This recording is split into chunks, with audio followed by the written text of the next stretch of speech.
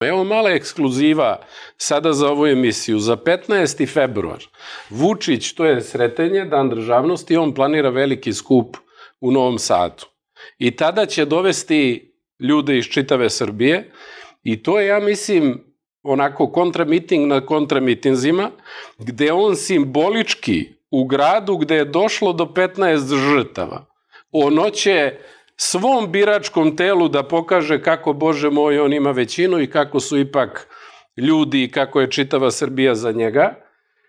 I meni nije želja samo da mu pokvarim planove time što ovo otkrivam unapred, nego mi je želja i da ga upozorim.